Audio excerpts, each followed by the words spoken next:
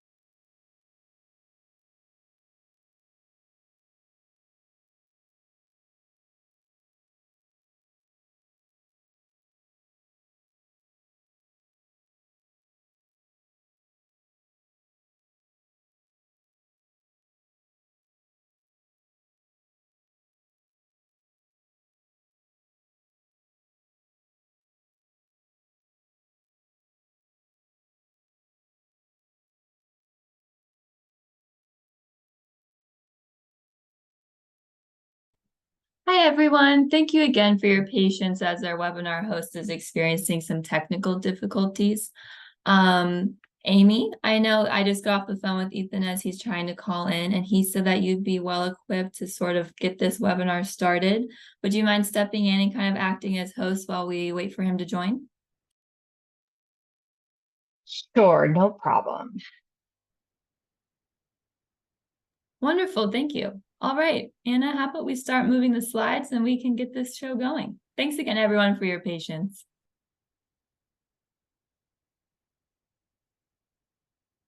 All right. So welcome everyone to our first in a while of our webinar series here.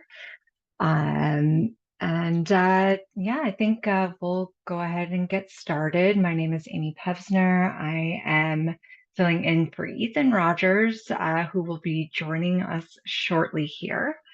Next slide.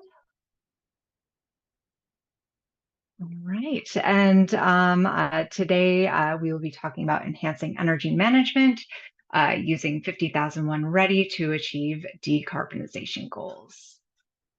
Next slide. All right. So our agenda today, we will just go around with some introductions, some we'll have some Slido welcome polls, so you should see those coming through.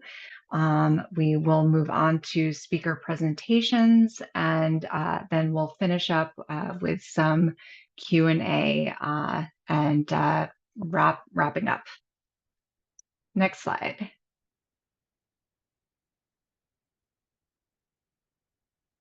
All right, so we'll start in here just with a little bit of background on 50,001 Ready and decarbonization. And let's get this started. So next slide. All right, so our agenda today, we will just talk a little bit about ISO 50001, 50001 Ready, and a little bit of the features, including the navigator, cohort training, and decarbonization management guidance, which we have just brought over to the navigator. So that is there if you'd like to check that out. We'll move on to discuss a little bit about the Better Climate Challenge and GHG emissions reduction planning. And then we'll move on to speak with Dee over at Volvo, and she'll talk about ISO certified ENMS that they use over there to develop their projects. And then we'll move on to speak with Ali over with the Boise School District to talk about how they manage their energy over throughout their district as well. And so next slide. So just backing up a little bit, just a quick refresher here. So ISO 50001, it's an energy management standard, and is essentially the framework that we refer to for continual improvement of energy performance. It is a global standard. It's developed out by 56 countries, and we have a strong US leadership here as well. And really, it is at its core a flexible business practice. It's used by 45,000 plus sites worldwide, and it's data driven. It's a flexible design that helps organizations of all kinds and all sizes, which you'll really see here between a school district and Volvo, just as a representative of how flexible and tailored this can be. And it really is, it can help all of these organizations of all sectors achieve persistent energy and cost savings over the long term. And I see Ethan has joined us here, so we can pass it on back to you. Thank you, Amy. You're welcome. never let a computer know you're in a hurry, let alone two or three of them. Hello, everyone. Apologies for coming in late. Thought I had my technology all squared away. I was not correct. Anyway, well, I know that we're running probably a little bit behind schedule at this point, so we can advance to the next slide and talk about the 50,001 Ready program, which is the core of what we wanted to bring to you today. Is the standard tells you what you have to do, what you have to have in place to have a certified energy management system, but it doesn't tell you how to do it. So we created the 50,001 Ready program to tell people how to do it. And so you can go to the next slide. It breaks down all the requirements of the standard down into 25 steps and provides guidance on how to do each one of them. There is a dashboard. You can see a screenshot there with those 7 dials there of keep track of your progress. There's tip sheets. There's even what we call playbook files that you can record information such as your scope and boundaries and your mission statements and things like that. And go to the next slide. And also it keeps track of the 25 steps. And this little bar here shows you how they break down. And you can have multiple facilities. So you can, let's say you're like a school district, for example, or a transportation manufacturing company, and you have multiple facilities. Somebody in headquarters could have an account, and then all the people in the different schools or factories could have accounts, and you could communicate through this platform, and you can even assign tasks. And of course, it gives headquarters a way of keeping track to see how things are progressing and the like. So think of it as a platform that can be used to manage all of your energy management and decarbonization activities. So it keeps everybody, it gives people awareness and the like. We can go to the next slide. And here are the 25 tasks. This is a bit of an eye chart, but I only mention this, I bring up this slide because when we do training on this, and we do training ourselves, but we also work with dozens of other organizations such as utility-funded energy efficiency programs, such as Idaho Power, which we'll hear a little bit about later on this morning, and different implementers. They're going to take, when we do it, we break the requirements down to these 25 steps, and over a period of several months, we will train people on each of these different parts. So at the end of that multi-month engagement, they have in place a fully functional and robust energy management system. So you can't do it all at once. You could do it all yourself, but it often helps to have somebody help you. And so whether you're working with a consultant, whether you're working with an energy efficiency program such as ours, or the Better Plants program, or the Better Climate Challenge, or a utility sector program, it can certainly accelerate your adoption of an energy management system. And go to the next slide. And this is just to give you an idea of the engagements we've have. Our office, the Industrial Efficiency and Decarbonization Office, is focused on manufacturing. The Federal Energy Management Program is focused on federal facilities. State and community energy programs, SCEP, you see there, is focused on working with wastewater treatment facilities and prison systems. And then the Building Technology Office has been working with hotels and other types of commercial buildings and the like. And so we've done lots of these trainings across the country, and even at military bases around the world, U.S. military bases around the world. So next slide. There we go. And I mentioned that you can use this for decarbonization management. This is, if there's one message I really want to convey when crafting this webinar, was that the 50,001 Energy Management System is a great platform for organizing your decarbonization activities. Everything you need is there. You just kind of add in some of the variables associated with decarbonization and sustainability.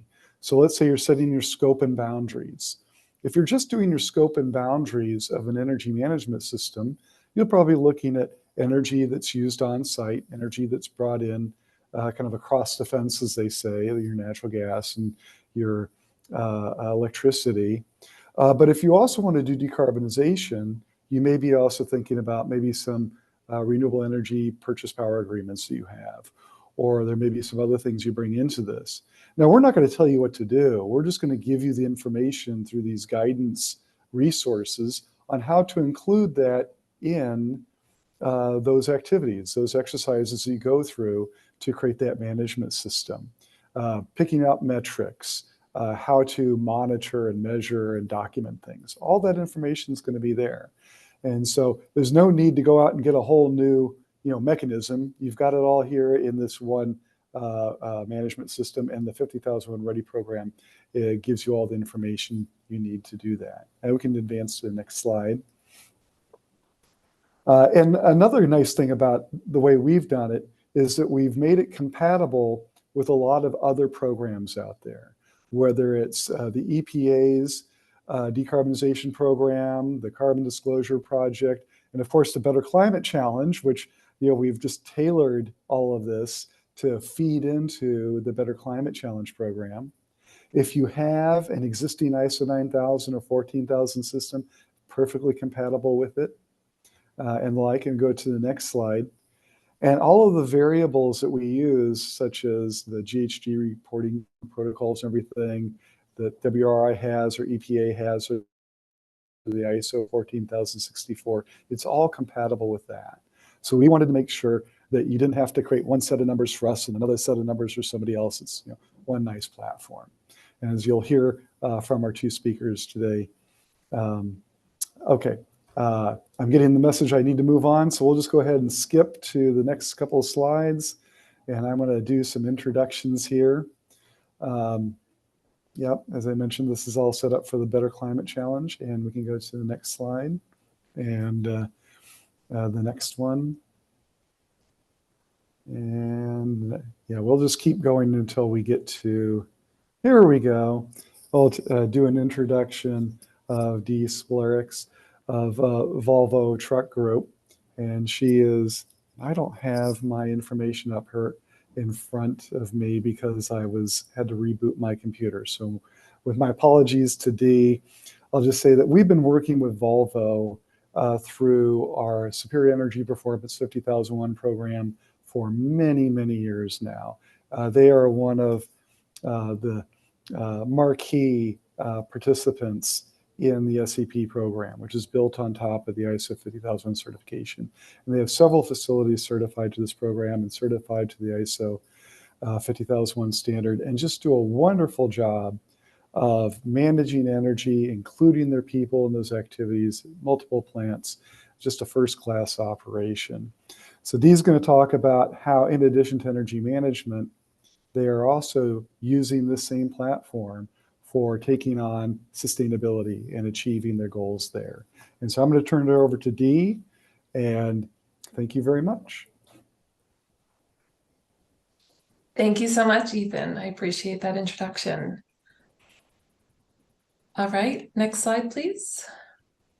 All right, so as Ethan explained, today we're going to be talking about the success at Volvo Powertrain, which is a little bit more of a mature system, and I hope that that inspires you to take that step for ISO 50001 certification. Next. All right, so today we're going to talk a little bit of an introduction about where I work and what we do, reasons that you might want to consider ISO 50001, successes we've had at Volvo Group Trucks Hagerstown, a little bit of tangible examples of hosting documentation, and then we'll go through our approach of how we do things from the beginning, and then how we review on an annual basis. Next.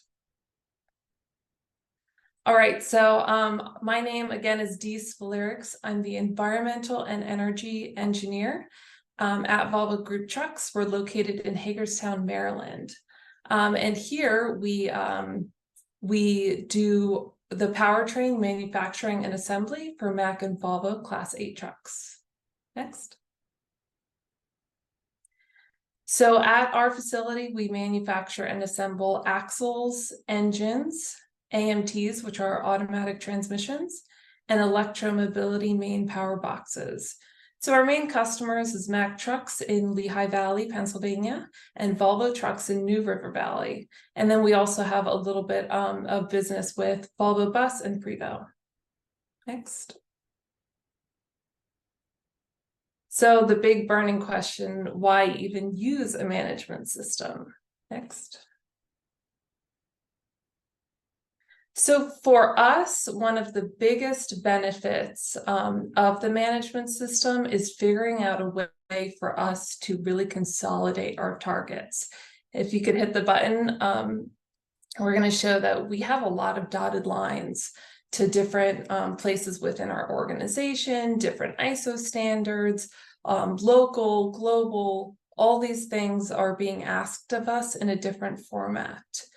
So using ISO 50001, we were really able to consolidate that and figure out what our priorities are. If you could go to the next slide. So this is our way of taking the most stringent of all of the things being asked of us and trying to put them in a very clear format so that we are clear with our goals and we know what to prioritize going forward. Next slide. So we are ISO 50001 and SCP 50001, which is Superior Energy Performance. We first were certified in 2014, and then every 3 years we have been certified beyond that. Next. So one of the biggest things we're really proud of is our involvement in the Superior Energy Performance Program.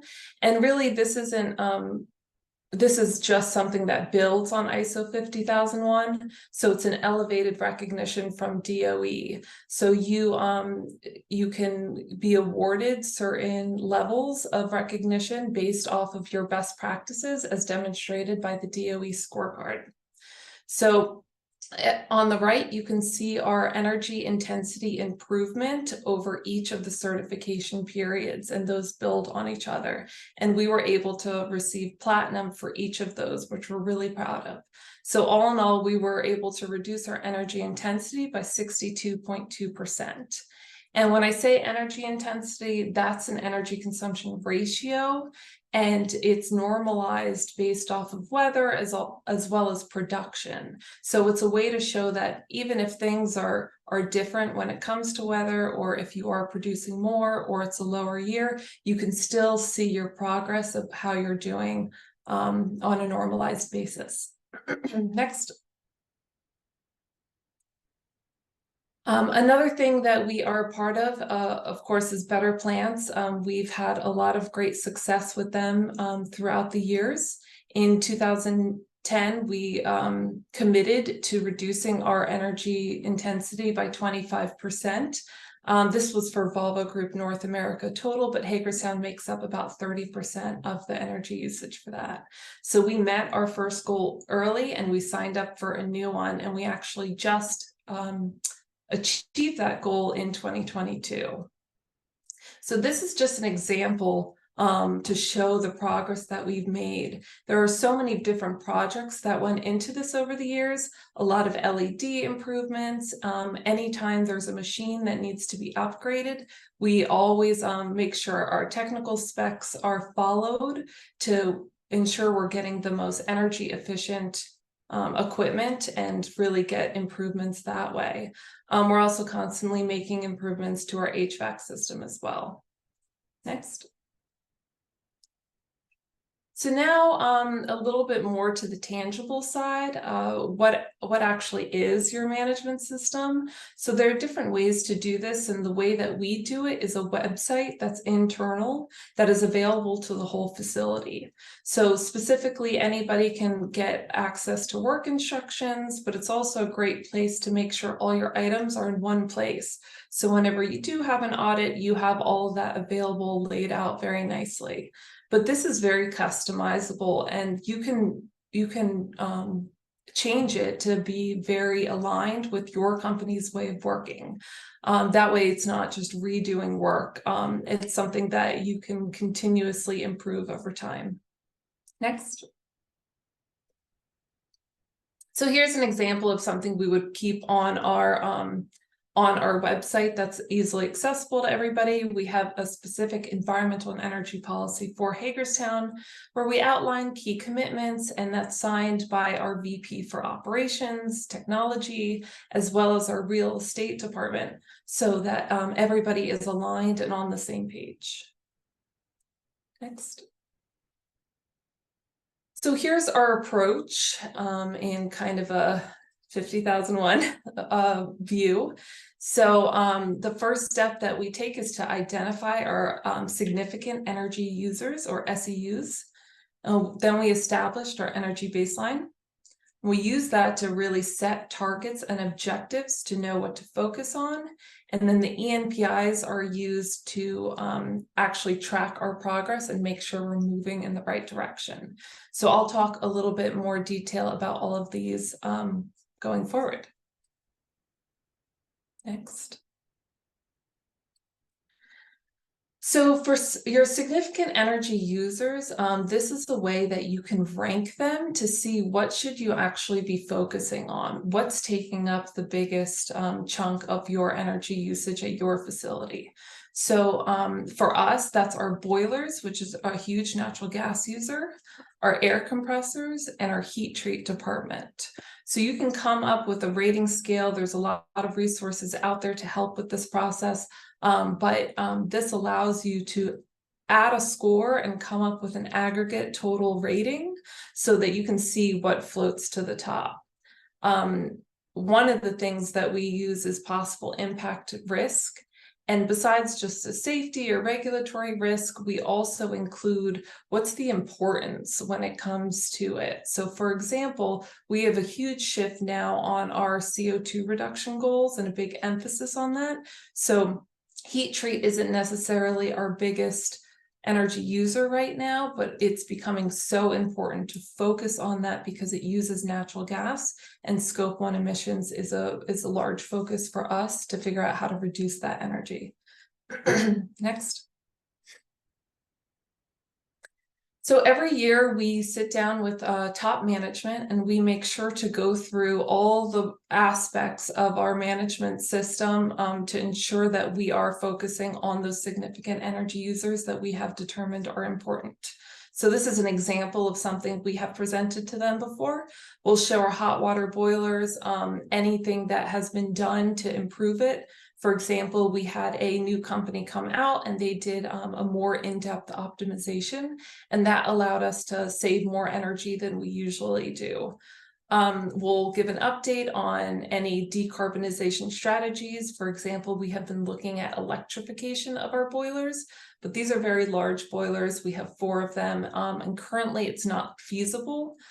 So instead, we're looking to shift our focus to removing the load from the boiler, and then maybe have one boiler become electrified or hydrogen. Next. All right, next is establishing our energy baseline. Next slide. So to establish our energy baseline, this is a really good litmus test to make sure that you are considering everything you should be considering. So we have something that shows all of our installed energy or installed equipment and what that energy should be producing, depending on the operating hours for that year. And then we compare it to our actual usage so that we can make sure that we're aligned. It's a big facility, 1.5 million square feet. So this is a good way for us to ensure we're not missing anything when we're looking at our energy users. Next. All right, targets and objectives. Next slide. So our objectives and targets are something that we're constantly monitoring, and we are also communicating often with top management. So we, every year during our management review, we will talk about what our goal is and what our result was for that year. And if there is a target that we did not meet, for example, energy reduction specifically through projects for that previous year, we'll talk about our game plan going forward so that they are on the same page as us, and they can provide the support that we need to make sure that next year we are meeting those goals. Next. All right, and finally, using ENPIs to track progress. Next. All right, so you may or may not be familiar with ENPIs. It is a tool that allows us to normalize for production and weather, as I mentioned earlier. And this is using data you probably already have collected on your site. And you can put it into a model. This is available for free through DOE. And it will provide an output of your energy intensity over whatever years you determine it to be. So you can see our last certification was 4.42%. And this is lower than in previous years. And as you become more mature of a facility, it does get harder to make these big energy improvements. And that's where the scorecard really comes in for SEP. And it allows us to show that we're still making improvements in other ways as well through our best practices and getting all our employees involved, finance involved, and becoming a really well-rounded, well-oiled machine. Next. All right, so sometimes I think this feels really overwhelming. People don't know where to start. And I think that's where ISO 50001 Ready is such a wonderful opportunity to be able to have that step-by-step guidance, because I know when we first started, we didn't. So you can make it work for you. There used to be a huge emphasis on documentation. There is still some documents that need to be provided, but it's more about how you make it work in your current state rather than creating something new. Next slide. All right, so finally, here are my takeaways. ISO 50001, it's a really great tool to get organized, create a plan, and most importantly, be held accountable. I think having that annual accountability really helps make sure things don't fall to the wayside. It also allows you to be recognized in an internationally understandable way. So that's great bragging rights, of course. And there's different ways to control your documentation. So play around with it, figure out what works for you. And if you have any specific questions, I'd be happy to answer those. So please feel free to reach out to me. Thank you. Dee, that is wonderful. Thank you so much. Great example of how the 50,000 watt energy management system can really support more than just energy management. So as I mentioned, we'll be doing questions toward the end. You can send those into slido.com, and the code is #DOE. Really keep it complicated there. Want to make sure it's easy enough for you guys. Our next speaker is Allison Ward. She is a public school educator with 20 years in the high school of science classroom. She is, sorry, I lost my space there. She is now in her second year as a Boise School District Sustainability Supervisor. In this work, she has primary responsibility of creating a strategic plan for sustainability with a focus on resource conservation, energy, water, and waste, and environmental education and stewardship. Opportunities for the district's 23,000 pre-K-12 students. She oversees the district's participation in the Idaho Power cohort, including DOE's 50,001 Ready sites, as well as our full district scope 1, 2, and 3 greenhouse gas audits. And the engagement of the 54 site-based green teams and their students are known as the Green Ambassadors. So Allison, please take it away. Thank you, Ethan. And thank you to Dee. I was taking notes. I still have so much to learn about how other organizations are approaching the long-term goal setting. Let me go ahead to the next slide. So as Ethan said, and actually we can skip through this, my email is on here. If anyone wants to reach out later, I'd be happy to engage. But energy management in the Boise schools is a fairly new endeavor from the sense of having a formal plan. We are a public school district. We have 51 schools, but about 100 buildings altogether, and we service a district area of about a little over 1,000 square miles. You can see a picture of our beautiful city there. It's sometimes known as the City of Trees. And Boise State University is pictured in the lower right. You can see the Capitol. We have about 22,500 students and 4,000 staff. We do a lot of our own work to maintain our buildings. We have 4 million square feet or so of school buildings and about 850 acres of grounds and fields. So we've got amazing people keeping these buildings going. And of course, we want them to be as efficient as possible, but we have a whole new lens on that by adding some energy management pieces. We have had sustainability initiatives really for many years. We're engaged in conserving natural resources. Our students are very environmentally curious and interested, but we got more formal around it in the year 2016. And then in 2017, we had the opportunity to join the Idaho Power cohort. Idaho Power is our utility company, and Idaho Power is our, they're really a leader in providing as much clean energy as possible. They have their own clean energy goals, which we get to benefit from. We also are fortunate in the terms of our own energy impact that we have a lot of clean energy already in the portfolio, but that doesn't come without controversy or struggle. So it's still an energy transformation. We have 16 schools. We're adding 6 more schools into the cohort.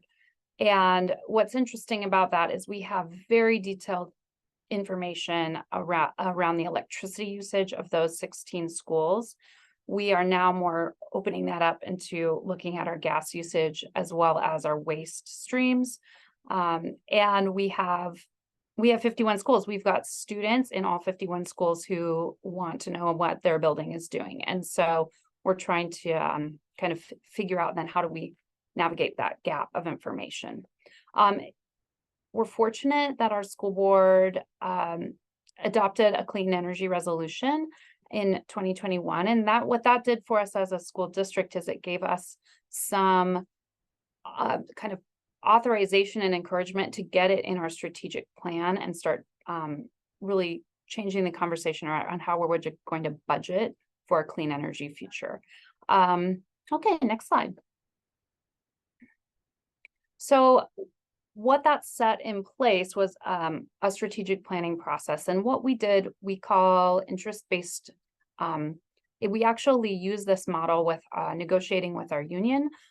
So the interest-based model really sets us up for having conversations with diverse voices and figuring out what is our place of common interest and motivation, and working out, kind of the ripple effect from what we have in common. So we gathered voices from around our community as well as internally in the district to figure out what our goals were going to be with sustainability and energy management. We've arrived at 3 key values: people, planet, and prosperity, which is another take on sort of the 3 E's, or a triple bottom line model, but it's a bit more human centric in the sense that we serve students. That's our goal, right? Is they're learning every day. So centering it on the people in our system, the good for the planet, and the prosperity in energy and resource conservation. We've got 4 main themes that we work on and are setting goals around: water, waste, energy, and then environmental stewardship, really trying to infuse environmental education and climate literacy into all of our classrooms.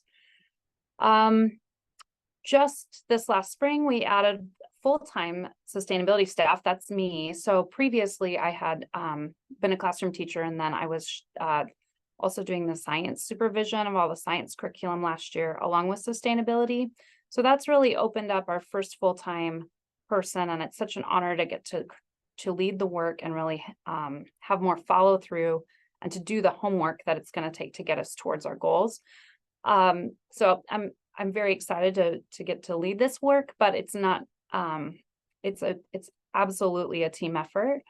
One of the other things we added last year was a green team and a leadership position at each of our sites. And that has been something we've been hoping to do for many years. We really needed some structure around it. Green teams are student teams that are going to be bringing forward their project ideas around how to make their sites more sustainable. What we want to do is, the premise of it is, we want to make sure that our building's data is as transparent as possible to those teams so that our students can start to envision projects and updates and learn with us as we move towards a cleaner energy standard. And as I mentioned, we have so much detailed data from working with Strategic Energy Group and Idaho Power Cohort for some of our sites, but we needed to establish some greenhouse gas baselines and get a better handle on the vast diversity in our buildings. Some of our schools were built in the late 1800s, and we just opened a new school yesterday. So we've really found that there's so much nuance from building to building. So getting the greenhouse gas audits, both a district-wide one and a school by school audit, is providing us, again, a whole new view. So we just rolled this out. These pictures are just from last week, actually, training with green team leads, and they're getting some professional development on the greenhouse gas audit that we just finished. So that's very exciting. We've wondered these things about our buildings for many years, and now we have identified some more opportunities. Okay, next slide. I include this slide because of the very human work that we do, and I'm sure that it's like this in many organizations. When we set goals and we think that we have this very straight, narrow path towards those goals, in reality, we have so much learning to do. There's going to be so many factors.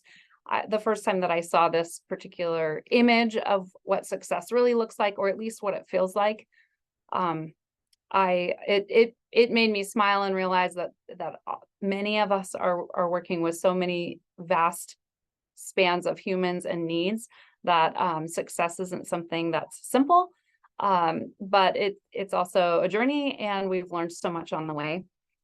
Next slide. So we are using Department of Energy's 50,001 Ready, and we're doing that with currently 9 of our sites. We're hoping to get a couple more sites recognized this year. And that has given us a whole new dashboard with which to look at these goals. We are doing this with a lot of help. So one message that, and Dee mentioned this as well, there are going to be people, I hope, in every community with some technical resources to assist organizations, businesses that are interested, school districts, government organizations. So we have been able to learn so much through this Idaho Power cohort and the work with SEG. By getting our buildings certified, it's helped us identify not only what information we need to know how we're doing, to start to identify specific goals, so the database continuous improvement, but also the flexibility of it. We aren't burdened by the documentation. A couple of things we've been working on specifically. So the colorful image there is a heat map, and our work with SEG helps us create these heat maps now for 16 of our sites. Those are hourly energy kilowatt use in a school building, and we have the unique opportunity in our schools to limit the energy use when school is not open, when school is not in session, or overnight. And so when we're looking at this, what we're trying to do is position these heat maps now with our students, so that our students are inquiring and trying to figure out what's going on with their building. And, it's an interesting story there. You can identify probably where the weekends are, but not all weekends are equal as far as energy use. And so that's going to really intrigue our students and our green teams, and get them working with their building leaders, their custodians. Perhaps they're going to be getting me involved to try to find some more information for them about how we could maybe limit the energy use when no one is at school. And similarly, these power down challenges, this was some success from last year.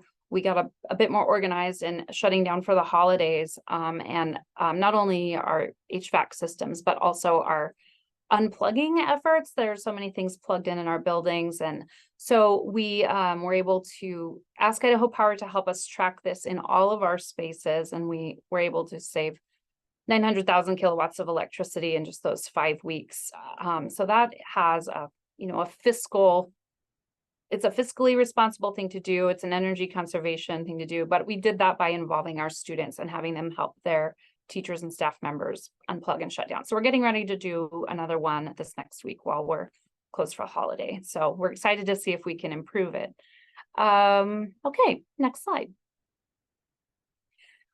So the why green teams, I want to speak to what we're really working on here with our green teams. I am very moved and influenced by the work of Gwynn and Hallerman. They have a book called Rising Hope or Hope Rising. And the concept here is that hope is more than a disposition or a behavior trait or something we're born with. Hope is actually a skill that can be taught and learned.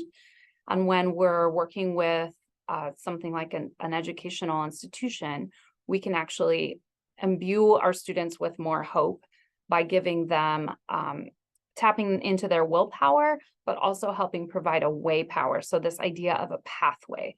So we're really working with our green teams on helping them identify projects and how to put those projects into motion to improve the sustainability of their buildings. Our students are very engaged in the reality of environmental degradation and the change that is going to need to happen in their lifetimes, the energy transformation that we are all a part of. And so we really are working with our students to be more hope and work towards these desired goals together with them rather than for them. And that's messy. That is going to have squiggly line sort of moments where we take 2 steps forwards and then we have to backtrack and figure something out. But everyone has got amazing energy around this, and it's been really impactful. Okay, next slide. Couple of consequences and things to feature, and I'll go kind of quickly. Really, what's happened is a shift in connectedness between our facilities and operations staff and our instructional teams. That is very powerful. And I don't know if there are other organizations listening in on the call that may have some siloed pieces between facilities and perhaps other parts of their organization, but by placing these green teams and inviting facilities and operations to be part of our green teams, that has just been extremely impactful. And we have been able to track some savings. So through the cohort, we can track over those 9 million kilowatts saved, the cost savings of $560,000. And for an Idaho school district, that's a significant, that means those dollars can go further, right? Those dollars are going to be able to go into other programs and help make the best learning environments as possible for our students, which is our true goal. Okay, next slide, our last slide, I think. In closing, I heard this quote again recently: "We don't inherit the earth from our ancestors, we borrow it from our children." And it really embodies the work that we're doing. And I got to hear this last week. Our water company actually was hosting a conference on their own decarbonization goals. And so we're aligned with our community. We're partners with our community as we figure this out together, and a bunch of amazing student work pieces down there. And I think we can move on probably to question and answers here. Thank you. Thank you, Allison. That was great. Yes, if you have not already submitted your questions, you can put them into Slido and you can indicate whether or not it is for Dee or Allison. And, oh, I see we have some questions already. The first one is, does DOE offer a basic class on ISO 50001? And indeed, we do. Through a couple of programs, we do some webinars from time to time in the 50001 Ready program that I manage, and also in the Better Plants program. They will do what they call, well, they do webinars on it. They used to, during the pandemic, they created an in-plant training, a virtual in-plant training webinar on 50001 Ready. And I think now that they're back to working in plants, they'll also be doing them on site. But I don't have any schedules for that. But if you send me an email, I can get back to you and let you know if we have anything on our schedule. Let's see, the next question. Do local governments certify energy manager? Do local government certified energy manager can implement an ISO 50001? I'm not sure what specifically you were referring to by certified energy manager. There is a professional credential with the Association of Energy Engineers called a Certified Professional in Energy Management Systems, or CP-ENMS. And they are very skilled at helping organizations implement an energy management system. You do not have to be certified to implement an energy management system. You have to have certain credentials to perform an audit of one and certify it to the standard. And any verification body that is certified to do audits on the ISO standard will have those people in place. But there are different credentials that the Association of Energy Engineers has that are relevant to this. And I suspect there are some other training organizations as well, but that's one I'm most familiar with. Let's see. Next question. Can you name 2 to 3 big real estate entities that use the platform for creating awareness in the, I assume RE is renewable energy industry? Is there an outreach office that can be contacted?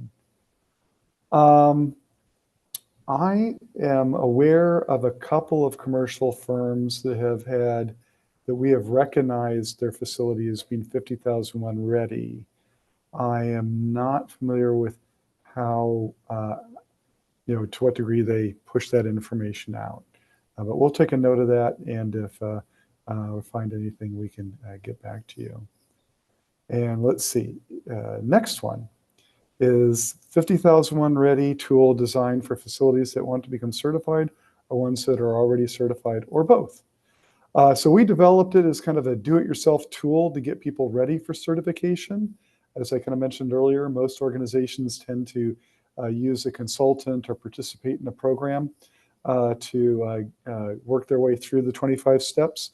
But ideally, when you've completed those 25 steps and you've self-attested to having your system in place, you should be 80 to 90% of the way there to getting certified. You'll still need to do some additional things. You'd want to bring in a third party to do a kind of a test audit and make sure you've got everything squared away before actually bringing in a formal verification body to do an assessment. If you already have one in place, it's a nice tool. It's got a lot of resources there that may help simplify some of your activities or expand your activities, especially with regard to decarbonization. A lot of help there with regard to decarbonization. And it looks, let's see, I'm going to do one more. Let's see, D, congratulations on a phenomenal performance of Volvo in progress. What insights and cautions would you share with new hopefuls and Better Climate Challenge partners that are just getting started on this journey? Is there a way to fast track the progress? And I think that'll be our last question. All right. Thank you for the question. Yeah, so this is a great thing to ask. I think getting started is the hardest part because it feels really overwhelming.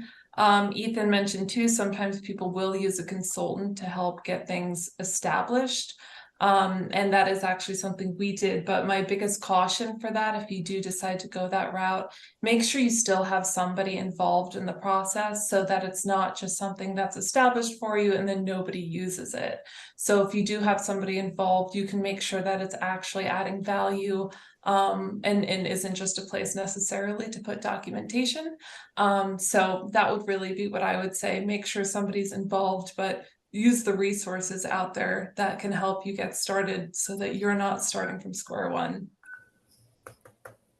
Wonderful. Well, thank you, Dee, and thank you, Allison, for your presentations. They were just excellent, and I hope everybody got great value out of them. As you know, to everyone out there, this was one of a series of Better Buildings webinar series, And you can see that we've got quite a lot lined up that will take us well into 2024.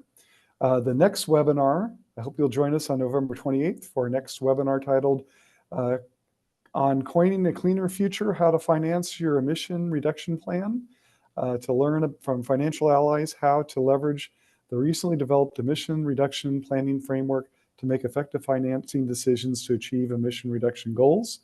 I'll also let you know about our summit, the 2024 Better Buildings Summit. It'll be April 2nd through the 4th. It'll be here in Washington, D.C., and the event will feature engaging and interactive sessions, as always does. Registration details are due to come soon. And if you've not already checked out our road show, our energy experts hit the road to see how partners in Nashville area are reducing their emissions. Watch as they visited Nissan, Whirlpool, and Chemours to see decarbonization in activity.